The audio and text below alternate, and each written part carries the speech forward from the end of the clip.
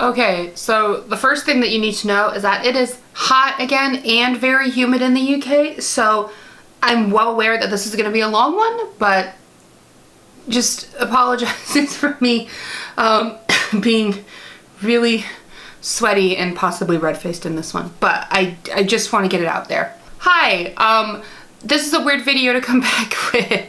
I haven't posted a full-on video since my autism diagnosis at the end of 2023.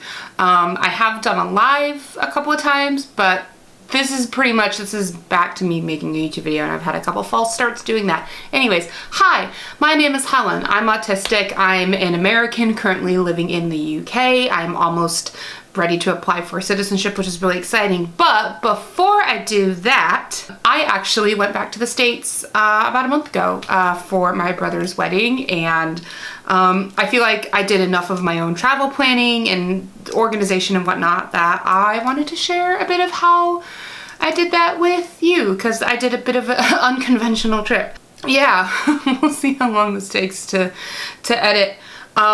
Kind of in the spirit of my autism announcement video, oh my god.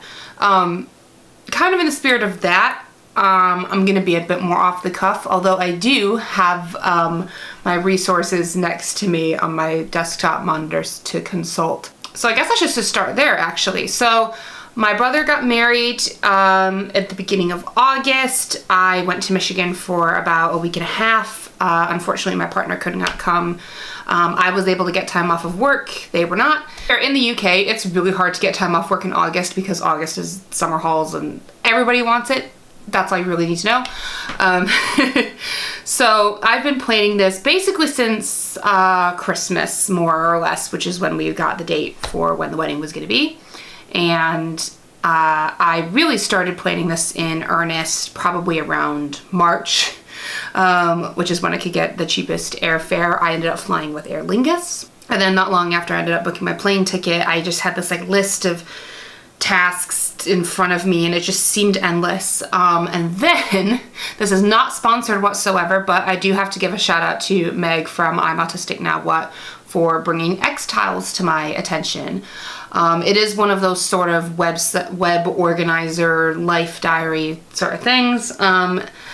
It's, I think, filling the same niche that something like Notion does, or any of the other planning apps you might use. But this one is specifically geared toward neurodivergent people. I think specifically ADHD people, but I mean, I'm an autistic person, probably also ADHD, and this worked quite well for me. So I grabbed one of the pre-planning trip templates and sort of edited it from there. I had already had a Google Doc that I had shared with my family of my plans and everything, and it ended up being really, really helpful for me and helping me at different stages. Obviously, more tasks came up in the immediate before I had to go. I eventually got my packing list and everything and blah blah blah blah. But anyways, I flew out of Leeds to Dublin and then to Toronto, which is in Canada, very much not the United States. There were a couple reasons for that. One of those was I was paying for this trip myself, and that was one of the cheaper options. And initially I was looking at maybe flying out of Manchester or London, which would have had a extra hotel night in the UK probably. And having the option to fly out of Leeds directly was a big plus. The other reason was, I don't want to get, too into everything, but the FAA is one of the things that has been very affected by this administration, and I just did not want to deal with that. For those of you who don't know, I'm really big into figure skating, and of course, in January we had that huge plane crash where a lot of young skaters and their coaches and parents passed away, and this was still very fresh in my mind, and I was just I just don't want to deal with that risk. Also, as an American, I'm entitled to 180 days visa-free in Canada, which made it easier for me to transfer through there. So yes, basically, so I went to Leeds to Dublin, which is something that I do all the time whenever we fly out to the States, because normally you can go through US Customs in Dublin, but obviously I was going to Canada, so I didn't do that. I got to Toronto, and flights went great. ample time in between. For those of you who also don't know, I cannot believe how long it's been since I made a video. I also suffered a blood clot last fall, and I had traveled over Christmas in the immediate recovery of that with my partner, and this time it was a solo trip. I do use a cane to get around, more for stamina these days and less for pain, although I am looking to work on that. But you know, we had all of the medical precautions, my medications and everything, and I planned everything to a T. So I had everything figured out for that. One of the things that I did do on the plane, I did not do compression socks. I did, however, book aisle seats right away, so I could get up frequently, move around, use the toilet, because obviously I need to hydrate quite a bit while I'm on the plane as well.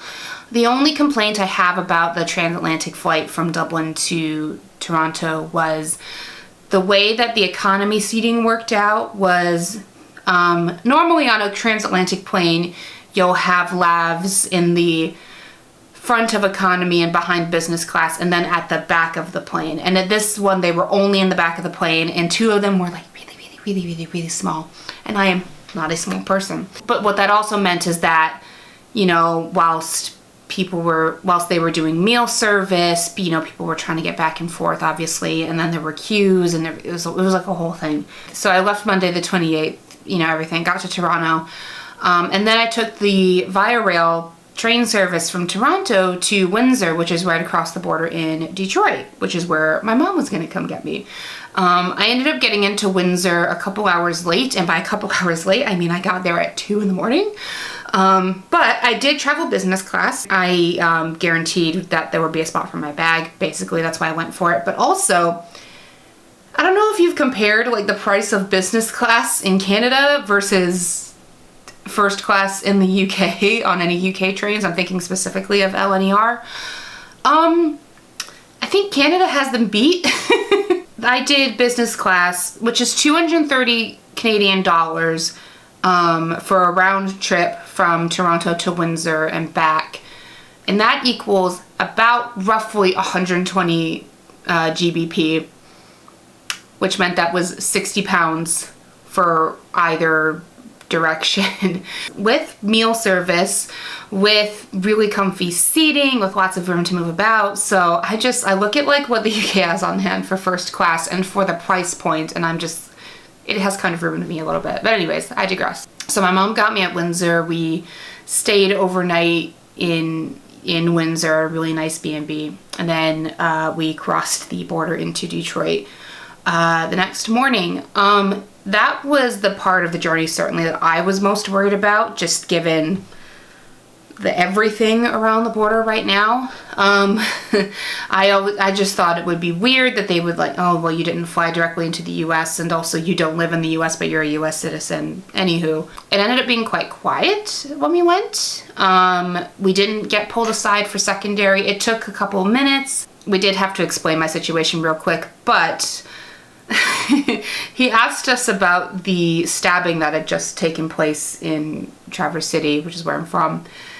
And, you know, whatever. I think he was trying to clock that we were like actually local. So he was asking like us like things that were really specific to the area. And it's like, oh no, well, we don't live on that side of town. We don't go there, blah, blah, blah. So he let us in. I think because he figured out that we were really, really local. And then we just drove back up to TC. And that was my journey. I was so thrilled to see my mom. It's been since Christmas. And, you know, seeing my dad and, of course, their dog, the family dog, Buddy, who did take a minute to warm up to me. I do think if my partner had come along, that Buddy would have warmed up to them right away. Yeah, I think he just likes men better. I'm gonna be honest, we didn't have a lot of time to really sit around. It was, you know, full-on wedding planning week. And of course, you know, I was helping where I could. I was a bridesmaid. I got a really nice blue dress, which I've actually just taken in this morning to be dry cleaned.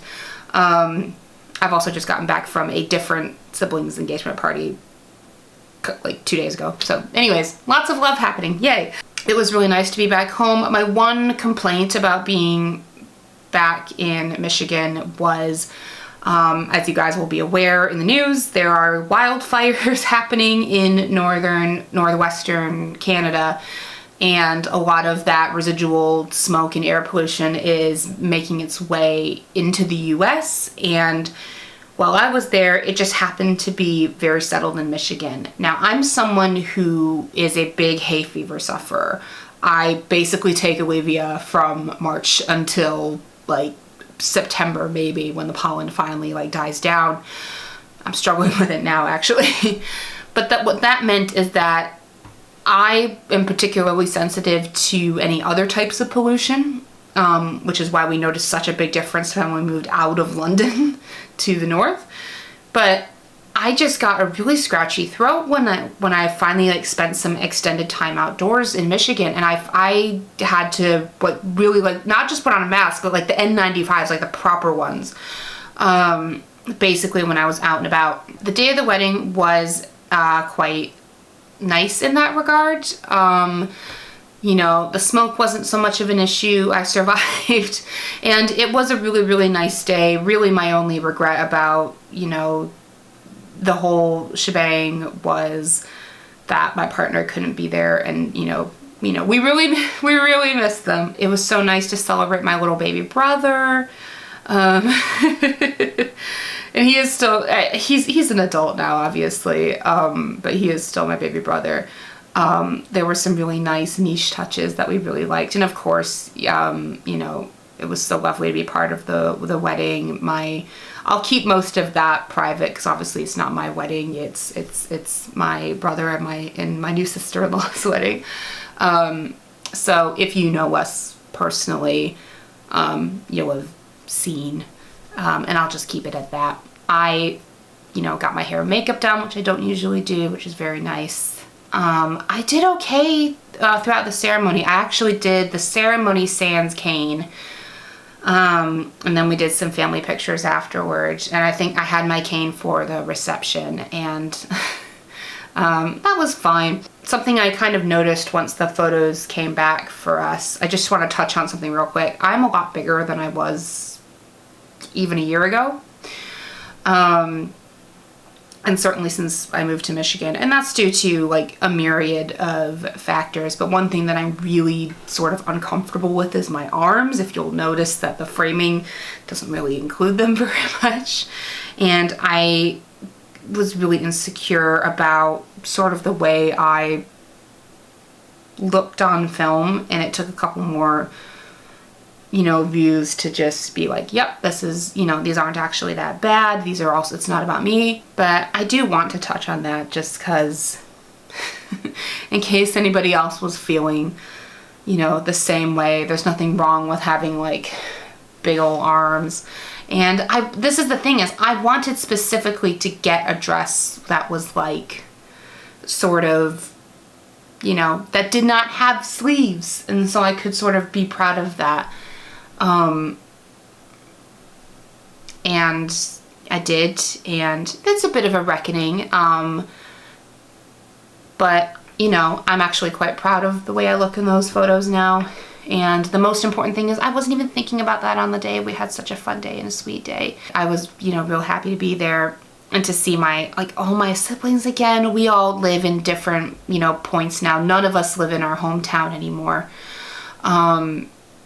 Which is a thing in and of itself. We're all in different time zones. We've all spread out. My parents don't have the kids around anymore unless you count the dog. Saying goodbye to everyone after everything was over, that was really tough because I don't know when I'll be back to the US. There's been a few trips where we've gone, we don't know when the next time we're going to see people is, and that's fine.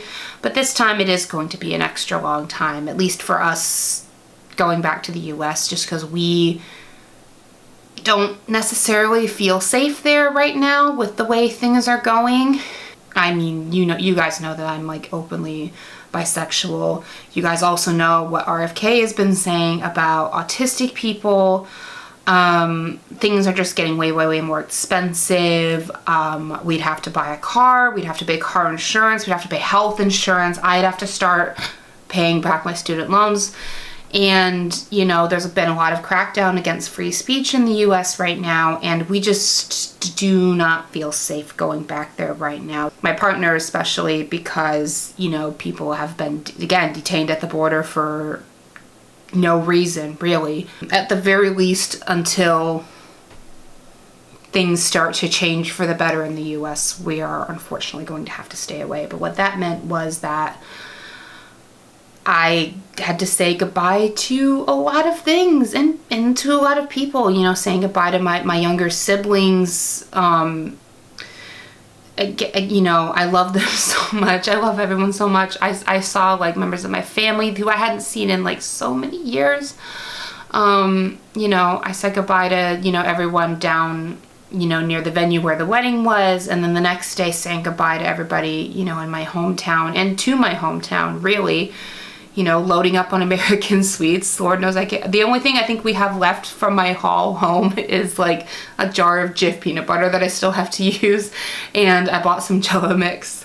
Oh, and some pancake mix. I did get some buttermilk pancake mix. Basically, I went ham at Meijer. You know, I hit up Cherry Republic and a couple other places to take care of some food requests. You know, there's just sort of an era that I'm, you know, that's kind of done. And again, I don't know when people will start to make it over here. I hope people can make it over here, just because, you know, they can see what we do now, and, you know, we can show them around. You know, I've put out feelers for it, you know, people in my Calvin and York group that, you know, next year is 10 years since I lived on my study abroad, which is wild. So yeah, it was really, really hard to say goodbye. And so my trip back this way was basically the reverse. So my mom drove me down to Windsor. Canadian border crossing took all of 10 seconds, basically.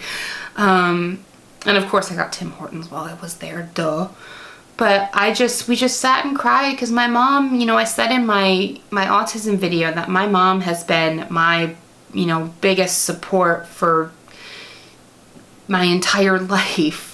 And, you know, we've gotten to know each other a lot better and, you know, reconcile a lot of things about the culture that we were raised in without going too far into it.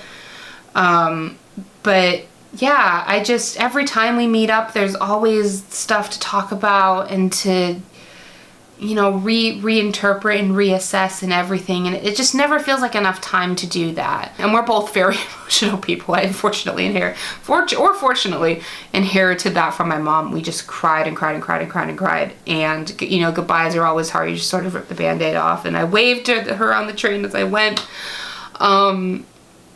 And then I got to Toronto more or less on time. I stayed the night in a hostel near the station. My flight the following day was at 5 p.m., but I didn't want to like risk, you know, it was going to be a 5-hour drive down to Detroit anyways. And then, like, you know, if there were delays or I just didn't want to mess with that. And, you know, give myself a little mini vacation in Toronto. I almost said New York. Oops, sorry. In Toronto.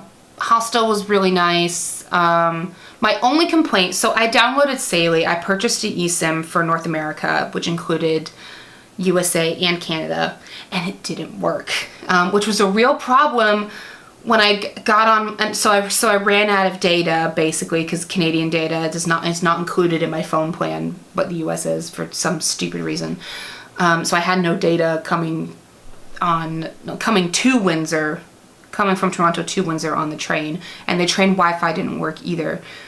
So I had to borrow someone else's phone to let my mom, for their hotspot, so I could get online real quick and like call my mom and let her know I was on the way. Anyway, it was the whole thing, but I made it. All this is to say is that was basically on airplane mode and Wi-Fi the entire time I was in Canada coming back, and that ended up working fine. Hostel had Wi-Fi, airport, trains, pretty much everything. And like I say, I only saw about 2 square blocks of Toronto, so I knew where I was going. I was wearing my Detroit Tigers t-shirt walking down the street where the Blue Jays play.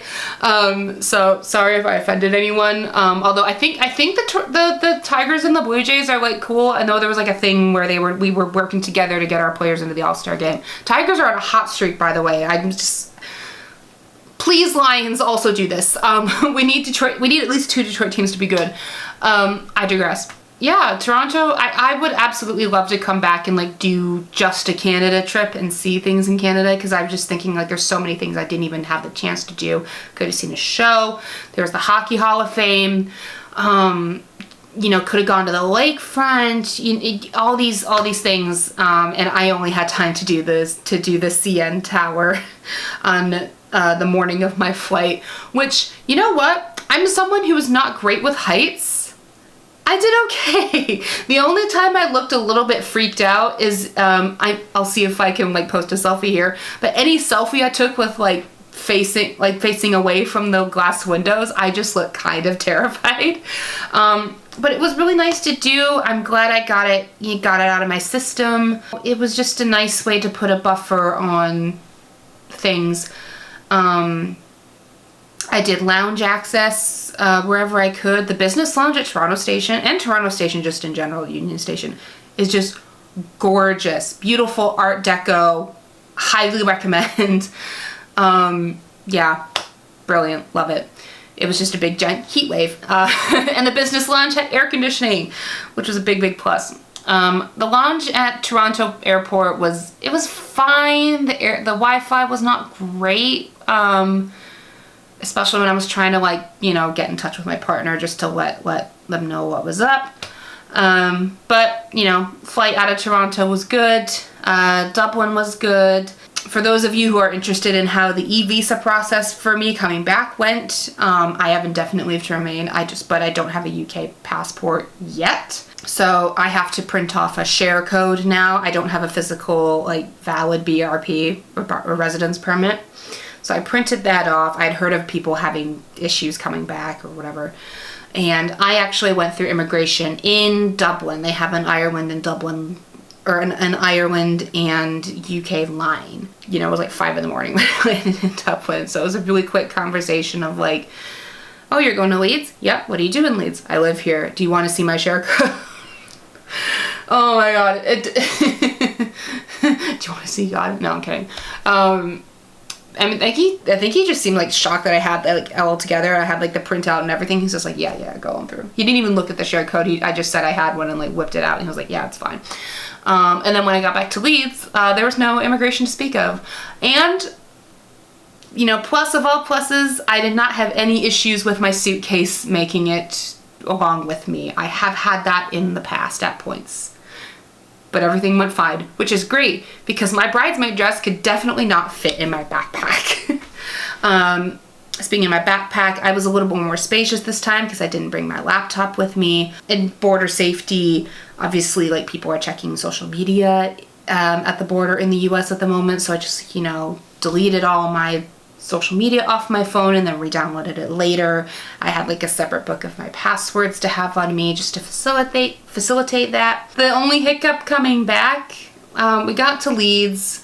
There's a bus that you can take down to Leeds train station, and that went fine. My partner came and bless them. They dropped me off at the airport when I left, and then they came to pick me up, and both of those involved getting up really early.